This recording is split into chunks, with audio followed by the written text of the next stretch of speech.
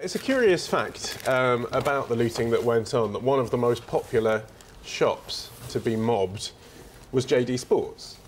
And The Guardian's asking, which is a pretty left-field question, I'm not saying this is the most important issue of the day, but it is a very interesting one, what does that mean for the branding of urban sportswear?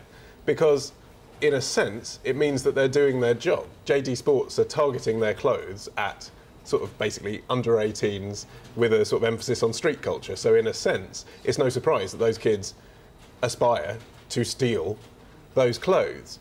But what does it mean moving forward? Because if you're a middle class or working class parent who might be saving up the money to buy your child one of these expensive hooded tracksuit tops, and you see on the front of every newspaper kids dressed head to toe in urban sportswear at court, are you going to be buying those clothes for your kids, or are you going to be saying, no, I don't want you associated with that sort of thing? And the question The Guardian's asking here is, bizarrely, controversially, could this be good publicity for the sports urban wear companies because they target this kind of groove? Because they're after kids who want to aspire to a gang lifestyle? Could it be a kind of punk rock mentality that kids are seeing 18-year-olds looting shops wearing their gear? Well, ridiculous question, but it's being asked. Well, as you said, I mean, in amongst everything else that happens, not the most significant, but the notion of the kind of uniform of the rioters is an intriguing one, isn't it? And undoubtedly, you look at some of the images there. I mean, it's significant. What they're wearing it's like a symbol in a way of a certain thing. And it hasn't happened by accident either. And it hasn't happened organically either. This isn't about 16-year-olds discovering a brand. This is about middle-aged men at multinational corporations targeting gangster rappers, thugs, giving them free clothes, putting them in their advertising to associate themselves with that kind of culture. And now this article's saying some of those companies are saying, hold on, should we rethink this? But it's too late. I mean, they've cultivated this image. You do have to say, in the same breath, that obviously most people who wear hoodies gangsters. Yeah, I mean, exactly. I think that's the problem, specifically targeting gangs. I mean, it's it's sportswear, it's casual wear. That's right. To me, it just means it's going to be more popular. Anyway. And most people who wear tennis clothes aren't tennis players, and most people who wear golf clothes aren't golf players.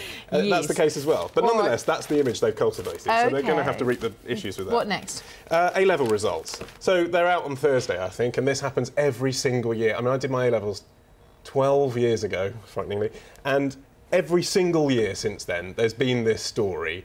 A-levels are getting easier, there's more A grades than ever, and here it is in The Independent. 27.5% of the A-level results that are going to be announced are at grade A, and that's after they've introduced this new grade, A star, which was supposed to minimise this sense that they're getting easier. The thing is, I just feel so sorry for the kids that work so hard at their A-levels, because it does mean something when you get an A or a B or a C or a D if you've aspired, and that's the best you can do. And, you know, you open up the papers and they just basically are full of people saying, oh, they're getting easier. Anecdotally, I would say that young people at the age taking A-levels are possibly much, much more conscious, certainly than I was, which is a very long time ago, of how important it is that your A-levels are good in terms of what happens next. Because it's absolutely crucial now, because, you know, we're already hearing about problems with universities and people not getting places. They know better than any generation before they've got to get the grades. But that's a shame, as you say, that it's only an A or an A star that is deemed to be acceptable, when actually... And even those are discredited slightly by the papers. Yes. And now they've got to make a business decision, haven't they? They've got to say, I want to get to the best university because I'm going to be saddled with debt afterwards. All right, I want to get to Sesame Street. Bert and Ernie. This is a great story. There's been some pressure on the producers of Sesame Street to announce this week whether Bert and Ernie are going to have a civil partnership. This is because it's long been an internet joke that, you know, Bert and Ernie have lived together since 1969, shared a bedroom, and perhaps it's time to move things on to the next stage. This quotation from the makers of Sesame Street, I think, is my favourite of the week.